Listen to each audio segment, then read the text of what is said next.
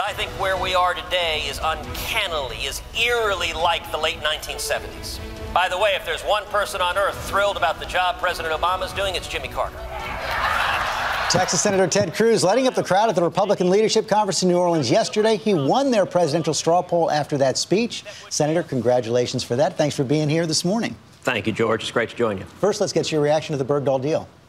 Well, look, all of us celebrate with Sergeant Bergdahl, with his family. I mean, looking at his parents there, I mean, that's emotional and it's powerful. At the same time, the terms of the deal are very troubling. Why? Well, for one thing, how many soldiers lost their lives to capture those 5 Taliban terrorists that we just released? You know, Ambassador Rice basically said to you, yes, U.S. policy has changed. Now we make deals with terrorists. And the question going forward is have we just put a price on other U.S. soldiers? What does this tell terrorists? That if you capture a U.S. soldier, you can trade that soldier for 5 terrorists we've gone after? So I mean, that's a very dangerous precedent. If you were president, you wouldn't have negotiated? I do not think the way to deal with terrorists is through releasing other violent terrorists. I mean, but what if that's the only way to get Bergdahl home? It's not the only way. We can go in and use military force as needed to rescue our fallen compatriots. But look, Sergeant Bergdahl was fighting to capture these terrorists. Can you imagine what he would say to his fallen comrades who lost their lives to stop these people who were responsible, either directly or indirectly, for threatening or taking U.S. civilian lives? I mean, that's why we sent our soldiers there. And the idea that we're now making trades, what does that do for every single soldier stationed abroad? It says the reason why the U.S. has had the policy for decades of not negotiating with terrorists is because once you start doing it, every other terrorist has an incentive to capture more soldiers. Of course, that policy has been broken in the past, but your policy would be no trades never? I think it is very disturbing that we are releasing 5 acknowledged terrorist Taliban leaders in a deal with terrorists. That precedent, and you know, unfortunately, George, it's part and parcel with the pattern we've seen of the Obama administration across the board. And you saw Ambassador Rice's response to your criticism of that pattern, your response to that. Well, you know, I just got back last week from traveling to Israel and Ukraine and Poland and Estonia. And it was striking. You know, one of the things Ambassador Rice said that was absolutely correct is that America is the indispensable leader. But what our allies are expressing over and over again is that our leadership is missing. And the most frequent thing you hear when you talk to an ambassador, a foreign minister of our friends and allies, is they pull you aside quietly in hushed tones. They say, where is America? When America is weak, when the American president is weak, it leaves our friends and allies vulnerable, and it makes the world a lot more dangerous. So you say you were in Ukraine. What would you have done different there? Would you have used military force? Would you have threatened military force? Look, there's a whole range of activities short of what President Obama did at the West Point speech, for example, is he set 2 straw men. 1, invade, or 2, do nothing. And there's a whole range of intermediate steps. Number 1, President Obama should have spoken out clearly in support of freedom, in support of the protesters when the protesters began in the Maidan Square. I had the privilege of traveling through the Maidan Square, being led by a 16-year-old high school girl who saw her compatriots shot by Army snipers, and they continue to protest for freedom. America should speak out for freedom. But then after that, we should stand with our allies and not give in to Russia. We should, number 1, right now, install the anti-ballistic missile batteries in Eastern Europe, in Poland, the Czech Republic, that were scheduled to go in 2009, that President Obama canceled in an effort to appease Putin. That hadn't worked. And number 2, we should be using energy as a tool to help liberate the Ukrainian people and to impose cost on Putin. There are over 20 applications to export liquid natural gas bottled up in the Obama administration. He should approve them, because that would be a meaningful step to stand with the Ukrainian people and free them from Russia's economic blackmail. We've seen the first chapter of Hillary Clinton's memoir, Hard Choices. It's about Benghazi. Pretty defiant chapter. Here's what she has to say about Republicans in Congress. She says she will not be a part of a political slugfest on the backs of dead Americans. It's just plain wrong, and it's unworthy of our great country.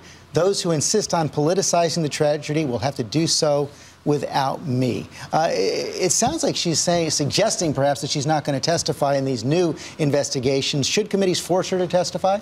You know, the sad thing with Secretary Clinton is that it seems to be all politics all the time. That from what we know about this book chapter, it's pure political spin, and she's more focused on blaming the so-called vast right-wing conspiracy than on the terrorists.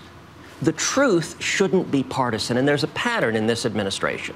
The pattern is when a crisis, when a scandal emerges, to express outrage. We all remember President Obama during the debate with Mitt Romney getting angry and emotional, saying, "No one is more upset about what happened in Benghazi than I am." And yet it seems that's the last time he ever uttered the word Benghazi, because after that, after expressing outrage, they stonewall for months or years, and then they say it's old news. We need to get to the truth. Rand Paul said her handling of Benghazi is disqualifying her from the presidency. You agree? What I think is that she has deliberately stonewalled. We know, for example, that her chief political aide, Cheryl Mills, went to senior foreign services officers and told them, don't talk to the press, don't talk to members of Congress. You know, I had an exchange on the Senate floor when I asked the Senate, introduced a unanimous consent resolution for the Senate to form a joint select committee with the House to get to the truth of Benghazi. And Senator Bob Menendez from New Jersey stood up and objected. And I laid out a dozen questions that still haven't been answered. And his response was, he said, I have no idea, this is Menendez speaking, whether President Obama was awake or asleep while this terrorist attack was happening. And he went on to say, I have no idea whether there was anything President Obama could have done to have saved those 4 brave Americans who died. But those questions aren't worthy of being answered. Listen, if the chairman of the Foreign Relations Committee doesn't know the answers to those questions, we're not getting the truth, and we deserve, the American people deserve the truth. Our men and women in harm's way deserve the truth. What's the 32nd case against Hillary for president? That her policies domestically and internationally haven't worked. That domestically, the Obama economic agenda is a disaster. We've got the lowest labor force participation since 1978. Millions of hardworking Americans, their lives have gotten harder. And internationally, the Obama-Clinton foreign policy is a disaster. Every region of the world has gotten worse. America has weakened. Our enemies have been strengthened.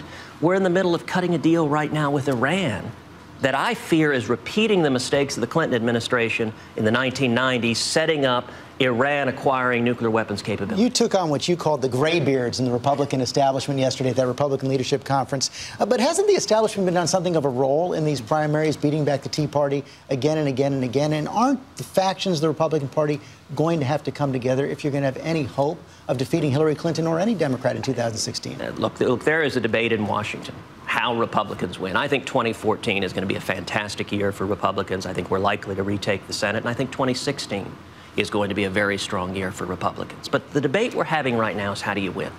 Some in Washington think the way you win is you put your head down, you don't rock the boat, you don't stand for anything. Every time we do that, George, we lose. From the perspective of the Democrats, they've got to be thrilled when Republicans do that, because in 06 it failed, in 08 it failed, in 12 it failed. The way we win is doing what we did in 2010, or for that matter in 1980, drawing a line in the sand, standing for principle, drawing a clear distinction, and making the case to the American people that an election matters. So, for example, in 2014, we should be saying, and I think a great many Republicans are saying, we will repeal every word of Obamacare because it isn't working. A lot of Republicans starting to run away from that, but you sound like you're ready to run for president. You know, what I'm ready to do is to make the case to the American people that the path we're on isn't working. That the people who have been hurt the most by the Obama economy are the most vulnerable among us. They're young people, they're Hispanics, they're African Americans, they're single moms. You know, a few weeks ago, I was in Nebraska, and a single mom came up to me at a rally, and she hugged my neck, George. And she said, I have 6 kids at home. My husband left me. He's not paying child support. I'm working 5 jobs. None of them are even 30 hours a week because of Obamacare. I'm having a hard time even putting basic food on the table for my kids, and I never see my kids. What we're doing isn't working, and those are the people we need to be fighting for so that Americans can have a chance at the American dream again. Well, we've just heard a preview of the speech. Come back when you're ready to make the official announcement. Senator Cruz, thanks very much. Thank you, George.